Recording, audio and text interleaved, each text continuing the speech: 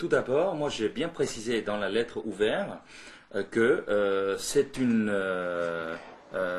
lettre que nous sommes en train d'étudier. Donc je n'ai pas dit que c'est une décision. Donc pour l'instant, ce n'est pas une décision.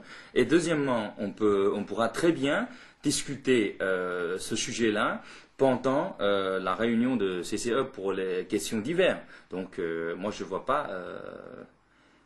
Oui, mais ils ont l'impression que la décision est prise. Ils n'entendent pas le dialogue. Ils entendent juste une décision prise unilatéralement et ils la prennent de manière un peu Je un peu répète, froide. ce n'est pas une décision. Donc c'est une analyse à faire. C'est pour ça que je demande continuer à discuter sur ce sujet-là. Donc ce n'est pas une décision, je répète.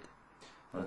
Et en fait, depuis la reprise de Monsieur Zhang, ce que les salariés ont remarqué, c'est qu'il y avait eu beaucoup d'annonces qui ont été faites, notamment sur des annonces sur l'investissement, des investissements où apparemment même vous m'aviez dit que vous ne saviez pas si c'était sur l'affaire au Gabon ou en France, une obligation de faire des investissements au Gabon ou en France.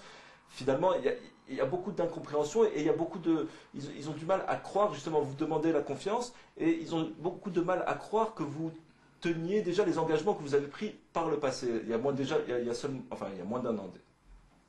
Bon, je pense qu'il y a deux parties. Une partie qui est déjà réalisée, c'est que 23 millions d'euros d'investissement au Gabon, plus 7 millions 500 000 euros en matières premières et en liquide en France, plus deux conteneurs de besoins bureautiques qui viennent d'arriver, et 8 chariots élévateurs que nous avons promis qui vont arriver avant fin mars. Bon, pourtant, ça a anticipé pour le mois de février. Et pour la ligne de prépeinture, je vous ai déjà précisé tout à l'heure que ça va arriver avant fin juillet 2010. Donc, il y aura toujours des autres projets d'investissement si nécessaire, voilà, en France. Donc vous garantissez que l'emploi... en fait, il y a un jugement qui dit que pendant 3 ans, vous n'avez pas le droit de licencier et vous maintenez votre engagement et ce jugement est toujours d'actualité.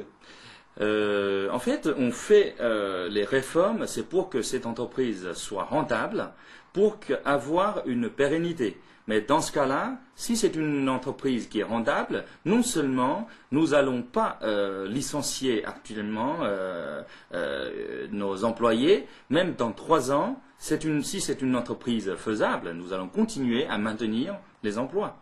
Voilà. Et alors, dans cette lettre ouverte, vous revenez sur le site d'Épernay. Alors, il y aura des réaménagements sur ce site-là. Et beaucoup de personnes, alors encore une fois, vos salariés ne comprennent pas du tout ce qui va leur arriver. Il y en a qui disent que donc ce site va fermer pour qu'une partie de la production, ce qui est vrai, soit faite entre Lisieux et Fontenay. Et donc, que va devenir ce site? Est-ce qu'il va fermer? Est-ce que les salariés vont être sur le carreau? Ou là aussi, vous maintenez votre engagement? Tout d'abord, comme je disais, on licencie personne. C'est juste une réforme pour faire une restructuration des personnels et notre structure de production pour que ce soit beaucoup plus cohérent, beaucoup plus rentable. Donc aujourd'hui, moi je répète ce que je viens de dire, c'est que je garde la ligne de déroulage actuellement à Épernay et le reste des gens, après avoir été formés, bon, ils vont recevoir une formation. Nous allons faire d'abord un pacte de commerce pour l'exportation des peupliers et hêtres. Et ensuite, nous allons transformer une partie de local comme une plateforme que nous avons prévue dans le projet pour représenter des autres gammes de produits, plus les produits de Blizzard Europe. Donc à ce moment-là, je pense que les gens n'ont pas besoin d'être s'inquiéter de leur emploi. Jusqu'à présent, c'était modification, c'était restructuration. Non, il n'y a pas de licenciement. Voilà. Il n'y a pas de licenciement, donc non. Pas de plan social prévu pour Épernay. Il n'y a pas de déplacement de salariés qui devraient se faire d'Épernay vers Lisieux, par exemple? Si au cas où il y a des déplacements, ce sera des volontaires. si je bien dit en français, volontaire.